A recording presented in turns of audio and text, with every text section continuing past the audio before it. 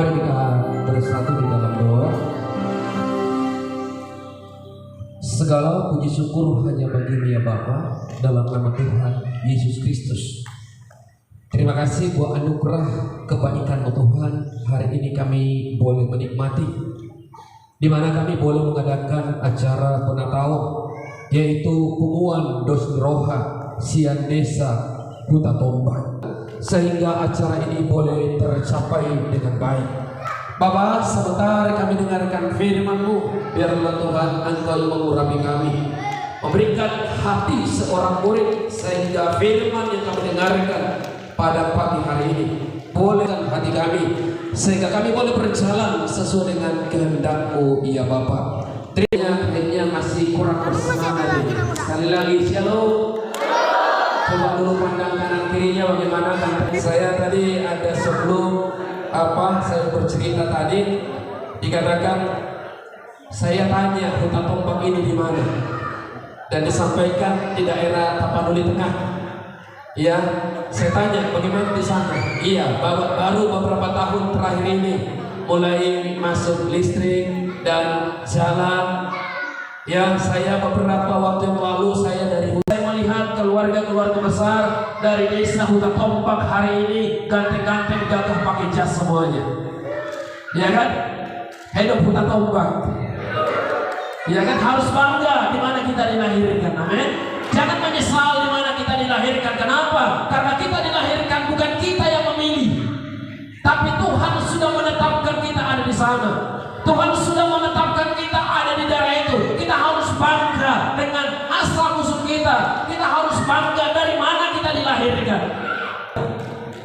Jangan juga ketika berhasil di perantauan lupa asal usulnya. Tidak mau bergabung kepada Punguan.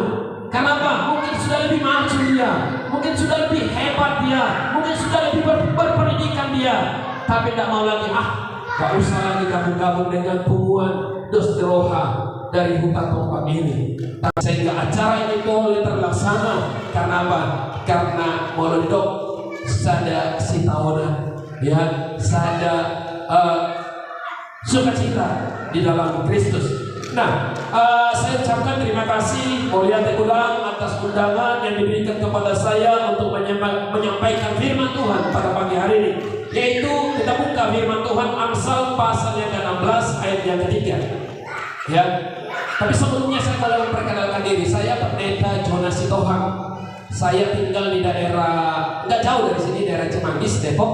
Dan kebetulan saya ketua Sitohang di Depok juga. Dan saya juga ketua Sipungorang Siti Toama di Depok. Saya juga ketua bidang kerohanian Sitohang se-Indonesia. Ya, dan saya juga bidang advokasi Asosiasi Pendeta Indonesia yang ada di Kabupaten Bogor. Dan saya juga bendahara Tambunan, yaitu di Jabodetabek. Saya juga sidang di daerah Sentul City. Banyak jabatannya, tapi jabatan yang tidak menghasilkan uang semuanya. Semuanya adalah jabatan pengorbanan, ya. Karena pengurus itu siloja-loja. Ya, gak ada menggaji panitia di tempat ini, gak ada menggaji ketuanya kan, gak ada gaji kan. Ya, jadi sama juga. Jadi saya juga sudah merasakannya. Nah, kita baca Amsal pasal yang ke-16 ayat yang ketiga. Amsal pasal 16 ayat ketiga, demikian firman Tuhan, serahkanlah perbuatanmu kepada Tuhan, maka terlaksanalah segala rencanamu. Nah, ini sebuah tema yang sangat luar biasa. Tema yang saya tidak tahu bagaimana cara memilih tema ini, sehingga serahkanlah perbuatanmu kepada Tuhan, maka terlaksana segala rencanamu.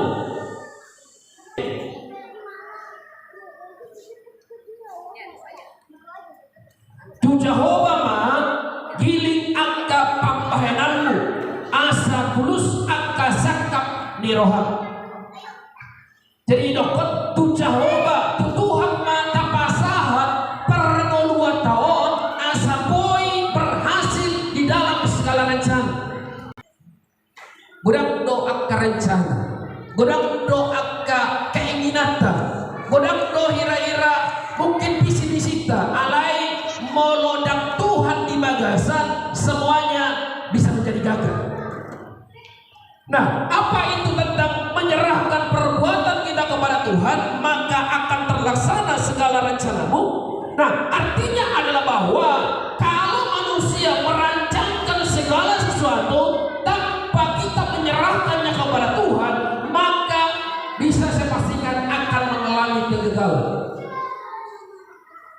Ya, tetapi ketika kita menyerahkan kepada Tuhan segala rancangan, pasti akan mengalami keberhasilan. Mulai dokon satu wanita yang do ulau, artinya melalui martangiang pasahaton diri itu Tuhan satonga selesai kerja oleh satonga nabi setengah sudah selesai. Nah, maka kita sebagai di dalam pumuan dosi roha desa Huta Tombak ini, apa yang direncanakannya, apa yang menjadi kerinduan daripada pumuan ini, ketika diserahkan semuanya kepada Tuhan, maka semuanya akan terlaksana. Saya ada mencatat kenapa manusia, kenapa kita sulit menyerahkan kehidupan kita kepada Tuhan. Kenapa kita sulit menyerahkan parmoduo tahu Tuhan debata puasa. Nah, ada 3 hal yang membuat manusia rasa-rasanya sulit menyerahkan hidupnya kepada Tuhan. Yang pertama adalah karena apa? Kemampuan akademis. Karena menganggap dia pintar, dia menganggap dia pintar, dia jenius. Oh, saya S1, S2, S3 sampai S9 sekalipun. Mungkin mereka kata bahwa saya orang pintar, ngapain nyerahin hidup sama Tuhan? Saya mampu kok. Seringkali perjalanan kehidupan kita menganggap bahwa saya punya kemampuan, saya punya kepintaran, sehingga banyak orang-orang cerdas, banyak orang-orang pintar, pada ending daripada kehidupannya akhirnya dia tidak mengalami keberhasilan. Kalau ditanya di Indonesia berapa puluh ribu setiap tahun orang-orang intelek lulus dari sekolah, tapi intelek tanpa menyerahkannya kepada Tuhan, semuanya menjadi sia-sia. Nah, yang kedua, kenapa manusia sulit menyerahkan kehidupannya ataupun perbuatan rancangan ataupun pekerjaannya kepada Tuhan? Karena kemampuan finansial, karena kekayaan, karena dianggap kalau saya sudah kaya, ya sudah, tidak butuh lagi Tuhan. Ayo colok be, indah dokter. Alai kalau huan mampu dari mana? Ada apa? Tak mulai mak, anda menguluti masih ini. Artinya apa? Masih cara pandang manusia, cara pandang kita adalah seringkali hanya karena finansial, hanya karena kekayaan. Nah, yang ketiga adalah kenapa orang sulit menyerahkan hidupnya kepada Tuhan? Karena kemampuan ataupun kekuasaan. Dia punya jabatan tinggi, dia punya jabatan hebat, dia punya mungkin relasi yang bagus, dia memiliki sebuah kekuasaan, sehingga sulit menyerahkan hidupnya kepada Tuhan. Mengandalkan kuda-kuda yang percaya kepada kereta-keretanya yang begitu banyak dan kepada pasukan berkuda yang begitu besar jumlahnya, tetapi tidak memandang kepada Maha Kuasa yang Maha Kudus Allah Israel dan tidak mencari Tuhan. Jadi orang yang tidak mau menyerahkan hidupnya kepada Tuhan, tapi mengandalkan akademisnya, mengandalkan kekayaannya, mengandalkan kekuasaannya, Alkitab berkata adalah mereka akan mengalami celaka. Ayat yang lain berkata seperti ini, terkutuklah orang yang mengandalkan manusia dan hatinya jauh daripada Tuhan, tapi diberkatilah orang-orang yang mengandalkan Tuhan. Jadi kalau kita mau ada sebuah kemajuan, rancangan-rancangan kita tercapai, khususnya di dalam pumuan dosa roha Huta Tombak ini, tidak ada cara lain yaitu menyerahkan hidup kita sepenuhnya kepada Tuhan. Ya, mari kita serahkan dia. Memang kadang-kadang orang berkata, Pak, bagaimana? Ya, kenapa kita harus menyerahkan hidup ini kepada Tuhan? Semua katakan, hidup kita ini terbatas. Alkitab mencatat bahwa di Mazmur katakan bahwa umur manusia itu paling 70 tahun. Kalau dia kuat, dia 80. Nah, saya baru masuk kepada apa yang boleh sampaikan kepada kita pada pagi hari ini, untuk menyerahkan kehidupan kita atau perbuatan kita kepada Tuhan, maka segala rancangan kita akan berhasil. Nah, kenapa kita harus menyerahkan hidup kita kepada Tuhan?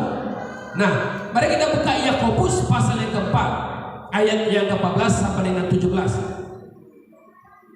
Yakobus pasal yang keempat, ayat yang ke-14 sampai dengan 17. Nah, demikian firman Tuhan. Ya, Yakobus pasal yang keempat, ayat 14 sampai 17. Sedang kamu tidak tahu apa yang akan terjadi besok. Apakah arti hidupmu? Hidup itu sama seperti uap yang sebentar saja kelihatan lalu lenyap. Sebenarnya kamu harus berkata, jika Tuhan mengkehendaki, maka kami akan hidup dan berbuat ini dan itu. Tetapi sekarang kamu bermegah diri dalam congkakmu, dan semua kemegahan yang demikian adalah salah. Jika seorang tahu bagaimana ia harus berbuat baik, tetapi ia tidak melakukannya, ia berdosa. Nah, kenapa kita harus menyerahkan kehidupan ini kepada Tuhan? Alkitab mencatat bahwa karena kita tidak tahu apa yang akan terjadi besok.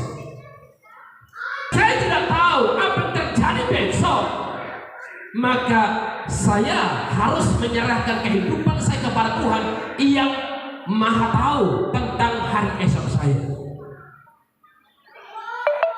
1 jam ke depan kita tidak pernah tahu apa yang terjadi. Tapi yang saya percaya adalah 1 jam ke depan, 1 bulan ke depan, 1 tahun ke depan, Tuhan tahu tentang kehidupan kita. Kalau Tuhan yang punya kehidupan kita, artinya segala sesuatu apa yang kita kerjakan, apa yang kita perbuat, kita harus menyerahkannya kepada Tuhan.